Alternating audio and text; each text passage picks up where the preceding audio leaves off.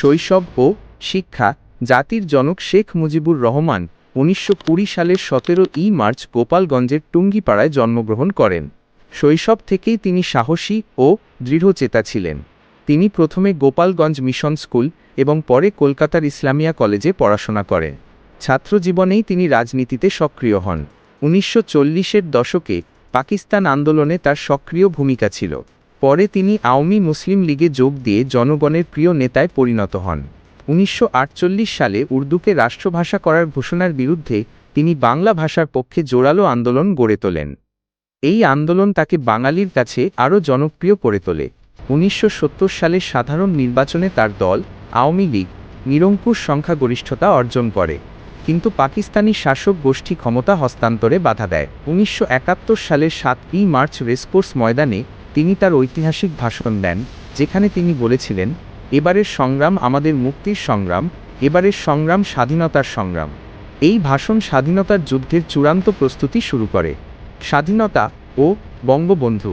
1971 সালের 25শে মার্চ রাতে পাকিস্তানি সেনাবাহিনী তাকে গ্রেপ্তার করে। দীর্ঘ 9 মাস রক্তক্ষয়ী যুদ্ধের পর বাংলাদেশ 16 ডিসেম্বর স্বাধীনতা লাভ করে। যুদ্ধ শেষে দেশে ফিরে তিনি হন স্বাধীন বাংলাদেশের প্রথম প্রধানমন্ত্রী। প্রধানমন্ত্রী হিসেবে তিনি যুদ্ধবিধ্বস্ত দেশ পুনর্গঠনে মনোযোগ দেন, কিন্তু দেশ তখন অর্থনৈতিক সংকট ও রাজনৈতিক অস্থিরতার মধ্য দিয়ে যাচ্ছিল।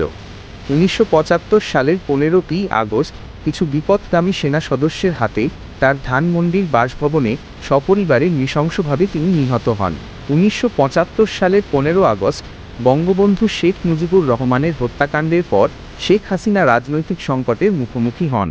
তিনি প্রথমে ভারতে আশ্রয় নেন এবং 1981 সালে দেশে ফিরে আসেন। তিনি প্রথমবার 1996 সালে প্রধানমন্ত্রী হন এবং 2001 সাল পর্যন্ত ক্ষমতায় ছিলেন। 2009 সালে তিনি পুনরায় ক্ষমতায় এসে 2024 সালের আগস্ট পর্যন্ত একটানা 15 বছর দেশ শাসন করেন। শেখ হাসিনার দীর্ঘ শাসনকালের পেছনে কিছু মূল কারণ ছিল।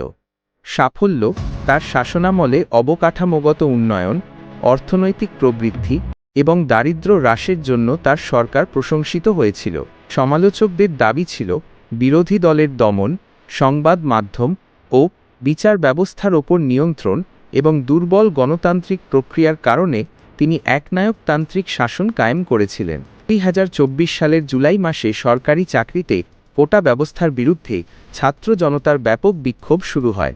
এই আন্দোলন কঠোরভাবে দমন করার চেষ্টা করা হয়, যেখানে শত শত মানুষ নিহত হয় এবং হাজার হাজার মানুষ গ্রেপ্তার হয়। অবশেষে সামরিক বাহিনীর প্রধানের সাথে বৈঠকের পর শেখ হাসিনা 2024 সালের 5 আগস্ট পদত্যাগ করেন এবং একটি সামরিক হেলিকপ্টারে করে ভারতে চলে যান। চ্যানেল সাবস্ক্রাইব করে রাখুন, খুব শীঘ্রই পার্ট 2 আসছে। পরের ঘটনাগুলো জানতে চোখ রাখুন আমাদের চ্যানেলে।